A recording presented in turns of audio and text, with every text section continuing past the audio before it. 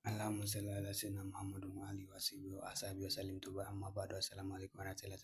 wa barakatuh muna farkon nan karshen nan ba sakin nan ba muna kwa fata alkhairi kamar da ke muna fata alkhairi da kasashe daban-daban jawoyi daban-daban kamar irin su Nijar Libya kamar Chad da wani Qatar South Africa Burkina Faso Mali da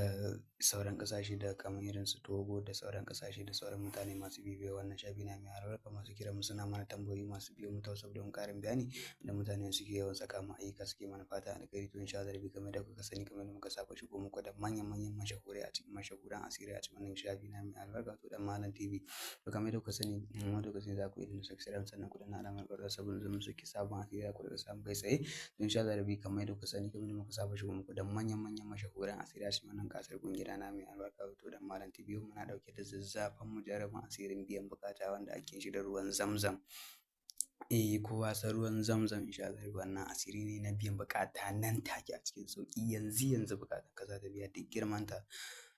girman bukata yanzu nan za ta biya yanzu ana nufin yanzu insha Allah wannan aiki ne majarrabin nan take a cikin sauki wajen bangaren biyan bukata yana sa biyan bukata nan take a cikin sauki wannan asiri ne ake hadawa da ruwan Zamzam insha Allah da wani lazimi insha Allah masu bukatar wannan asiri za su rika biyo mu ta wasu insha Allah kamar da kuka sani ga nan bana maje masha Allah alhamdulillah tabaraka